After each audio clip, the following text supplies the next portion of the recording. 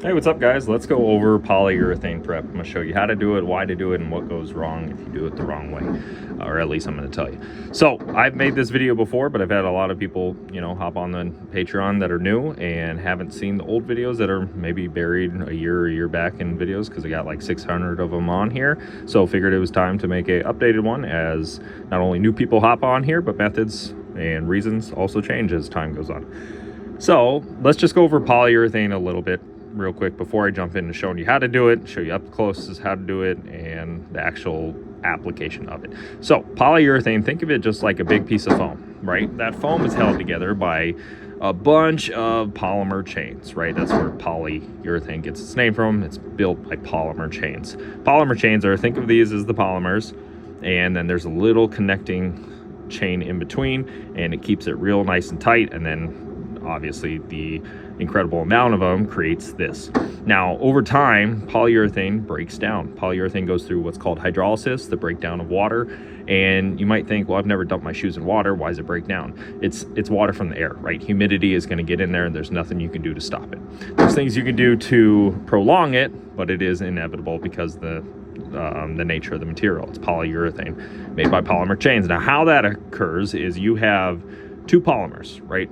Well, infinite amount of polymers, but let's just look at these two polymers, connecting chain in between. That is the polymer chain. As time goes on, as your shoes are not worn, as age happens, the polymer chain naturally gets weaker, right? That little gap that occurs, now hydrolysis is going to happen, because air or water from the air is going to enter that chain, and water is going to do what it does, expand, contracts, all that stuff. But just water entering itself is going to further separate that chain. As the separation of the polymers occurs, you then get visible hydrolysis. So the crumbling, the squishiness, new midsoles that are very fresh and healthy, they're going to be very dense, right? Those polymer chains are real tight. Old midsoles that are not, they are going to be a little more squishy. They are going to be deteriorating, crumbling, ripping, cracking, all the stuff that polyurethane does. That is solely due to that little gap that occurs in all the chains, right? So we use, or at least I use and recommend, and will forever do it, physical means to prep polyurethane. And I'll say healthy polyurethane, right? If it's an unhealthy polyurethane, I'm not even regluing it. I'm swapping it, right? I'm not wasting the time. I'm not trying to do anything to it. It's like trying to put a bald tire back on a vehicle. It's just not the best option. It might get from point A to point B, but not for too long. So physical means always on polyurethane. Reason being is because that polymer chain stuff, right? If you're using acetone, if you are using PGR, if you're using any type of chemical or liquid, you are going to, if not open that polymer chain up, or at least send some of it down there, or you're going to take that old glue and embed it, right? That's what chemicals do. It loosens up the glue. Then the physical means of taking a cotton ball and wiping it is actually the removal of the glue. However, because this is a porous material, you putting those chemicals on there, it's going to start diving into the material immediately at a level that you're not even able to visibly see, right? So you may not cause any visible damage, but you are accelerating the process of those polymer chains separating, right? It's a messy job. You can do damage with the chemicals. You can mess up your paint job with chemicals. You can do a lot of things, but you don't need chemicals to prep this. So why risk it, right? And chemicals aren't going to make it quicker or better. It's just going to cause more risk. And that's why I use physical means. Now, physical means is just using a rotary tool. This is a Dremel. That's a brand name. However, everybody calls rotary tools Dremels, and that's fine. But using a rotary tool and a sanding stone, that's what this piece is called, spade bit, right? It's spade because of the shape. That helps out with curves and all that stuff, and we'll go over that in a second. I'll show you how to do that. But this is what I use to remove polyurethane glue or prep polyurethane, and that is it. Just physical means, just this bit. There is nothing else needed to prep polyurethane. Now I'm gonna show you what that looks like. Now I have done the bottom. This is all prepped, right? And you see how dull it looks, right? There's no shine, no sheen to it. Whereas this, you see the sheen going on. You can see it in here. You can see it up there. You see it obviously right there. There's a physical indication of glue. Let me get this even closer. There you go. Now you can see all this glue. That is what we're removing. Obviously you have the upper, and then the glue's underneath. We'll remove all that as well.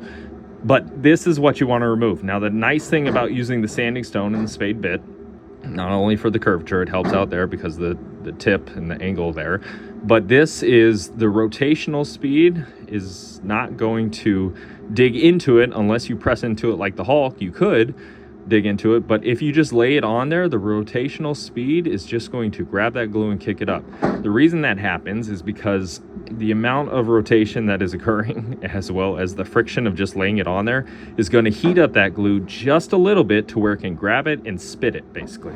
So that's what we're going to do. When we do this, we're just laying it on top like this, and just that is going to rip it up. Now you can get into the top like micro layer of polyurethane, that's not a problem. Even if you go a little deeper and dig it, as long as you don't puncture the air unit, you're going to be fine, right? This isn't going to cause any issues with adhesion. You are going to just try and rip up that glue, and I'll try to show you up close what that looks like. So let's go ahead. I usually just put it on 20.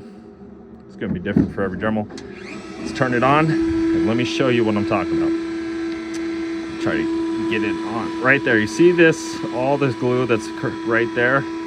Let me try and get that off, right? Give you up close. Now I'm just gliding it over the top, and you see what it's doing?